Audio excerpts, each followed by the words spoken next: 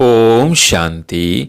आज 9 जनवरी 2024 की साकार मुरली। आज बाबा ने कहा, मीठे बच्चे, इस पुरुषोत्तम संगम युग में पुरुषोत्तम बनने का पूरा पुरुषार्थ करो। जितना हो सके याद और पढ़ाई पर अटेंशन दो। प्रश्न, तुम बच्चे बहुत बड़े व्यापारी हो। तुम्हें हमेशा किस बात पर ध्यान दे विचार करना चाहिए। उत्तर, हमेशा घाटे और फायदे पर विचार करो। अगर इस पर विचार नहीं किया तो प्रजा में दास दासी बनना पड़ेगा। बाप एक ही जन्मों की राजाई का जो वर्षा देते हैं उसे गंवा देंगे। इसलिए बाप से पूरा सौदा करना है। बाप है दाता। तुम बच्चे सुदामी मिसल चाल मुट्ठी देते हो और विश्व की बादशाही लेते हो। ओम शांति।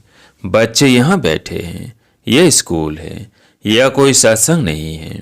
महंत, ब्राह्मण व कोई सन्यासी सामने नहीं बैठा है। डर की कोई बात नहीं कि स्वामी नाराज न हो जाए।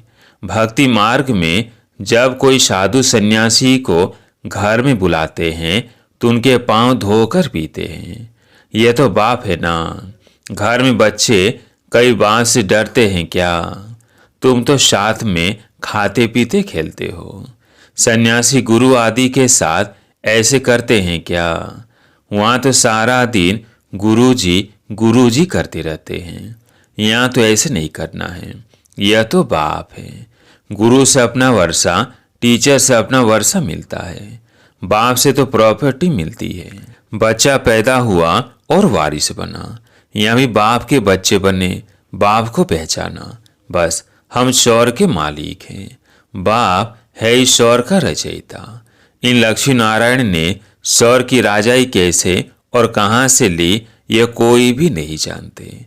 तुम समझते हो हम यह थे, फिर बन रहे हैं। मनुष्य तो कुछ भी ख्याल नहीं करते कि यह कौन है, हम किसको पूजते हैं।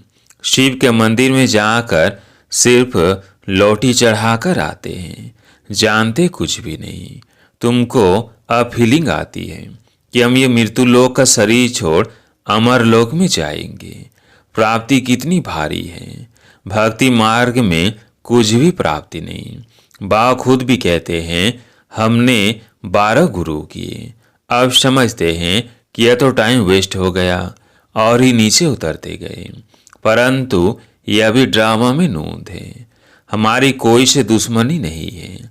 हमारी एक बाप के साथ ही प्रीत है।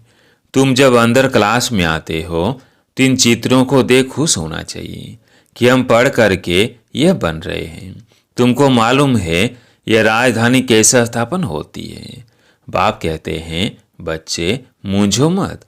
बाप इतना अच्छी रीति समझाते हैं, फिर भी आश्चर्य सुनंती कथंती भागंती हो जाते हैं। माया के बन जाते हैं। उनको कहा जाता है ट्रेटर, जो एक राजधानी से निकल दूसरे के जाकर बनते हैं। बाप कितना अच्छी रीति पुरुषार्थ कराते हैं। भक्ति मार्ग में कितना भटकते हैं। दान पुण्य तीर्थ व्रत नेम आदि बहुत करते हैं। अच्छा, साक्षात्कार हुआ तो क्या हुआ? चढ़ती कला तो हुई नहीं और ही उतरती कला हुई। तुम्हारी दिन प्रतिदिन चढ़ती कला है, बाकी सब की है उतरती कला। गुरु लोग कहते भी हैं, ज्ञान ब्रह्मा का दिन है, भक्ति ब्रह्मा की रात है। ज्ञान और भक्ति में रात दिन का फर्क है। ज्ञान से सुख मिलता है। बाप कितना सहज समझाते हैं कि तुम ही विश्व के मालिक थे, फिर तुम ही नीचे उतरते आए हो। अब बाप कहते हैं, सिर्फ अपने को आत्मा समझो। आत्मा अविनाशी है। आत्मा कहती है, हे अविनाशी बाप, हमको आकर पावन बनाओ। इसे मुक्ति, जीवन मुक्ति सब आ जाता है। तुम अभी समझते हो भक्ति में हम कुछ भी नहीं जानते थे। ढूंढते रहते थे, गाते रहते थे, हे भगवान रहम करो। भगवान कहने से इतनी टेस्ट नहीं आती, वर्षा याद नहीं आता। तुम कहेंगे ऊंचे ऊंचा शिव बाबा, तो फौरन वर्षा याद आएगा। अभी तुम समझते हो कि रावण राज्य है, राम राज्य होता है सतयुग में, अभी तो कलयुग है। सतयुग में बहुत थोड़े मनुष्य थे, एक ही आदि सनातन धर्म था, सुख शांति थी। यहाँ मनुष्य शांति के लिए भटकते रहते हैं, कितना खर्चा करते हैं कॉन्फ्रेंस आदि में। तुम उन्हों को लिख सकते हो, शांति का सागर, पवित्रता का सागर, संपत्ति का भी वो सागर है, सब कुछ उनसे मिलता है। अभी तुम जानते हो सतयुग में हम बहुत धनवान थे, विश्व में शांति तो वहाँ थी। बाकी आत्माओं को शांति होती है परमधाम घर में, विश्व में हम अकेले ही थे, तो सुख शांति सब था। तो बच्चों को बहुत खुशी होनी चाहिए। ऐसे स्वर्ग के लिए शास्त्रों में क्या क्या बातें लिख दी हैं।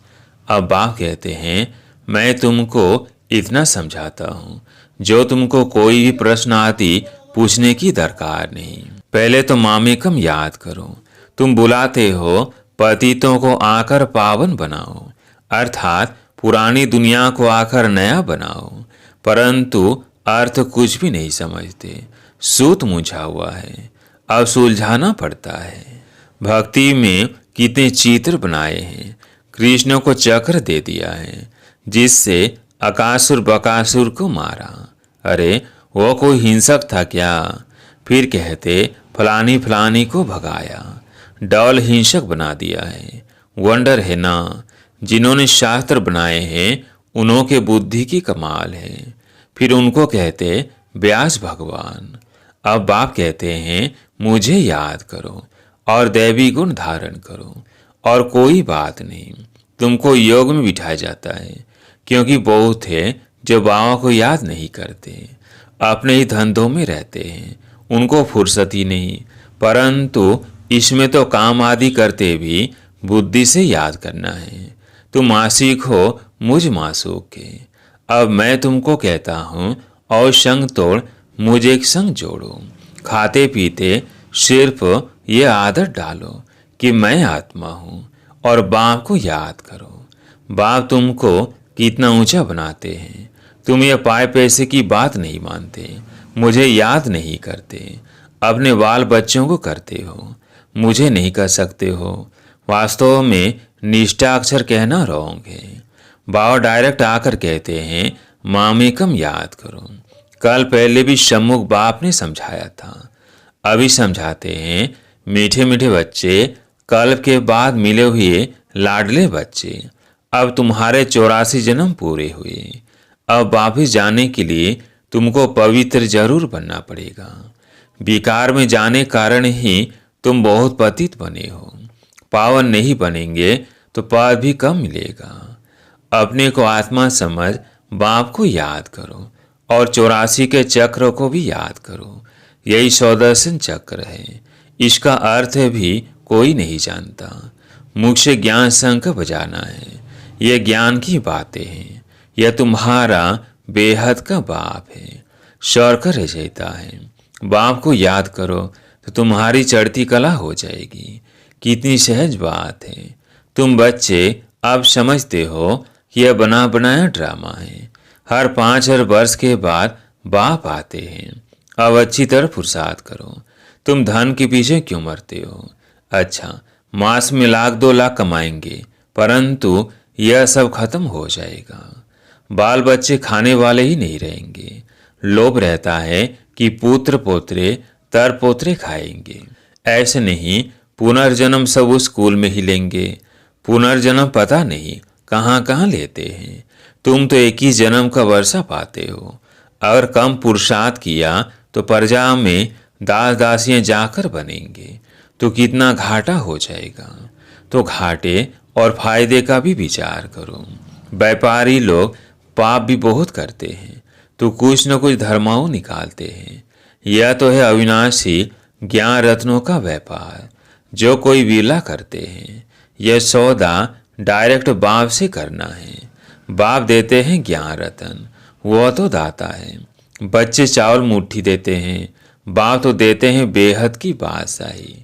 उनकी भेंट में यह चावल मुट्ठी हुई ना। तुम सब सुदामे हो, क्या देते हो और क्या लेते हो? विश्व की बादशाही लेकर विश्व के मालिक बनते हो। बुद्धि कहती है एक ही भारत खंड होगा, प्रकृति भी नहीं होगी, आत्मा भी शतों प्रधान होगी। सतयुग में तुम देवताएं थे तो प्योर सोना थे, फिर त्रेता में थोड़ी चांदी आत्मा में पड़ती है, उनको सिल्वर एज कहा जाता है। सीढ़ी नीचे उतरते जाते हैं।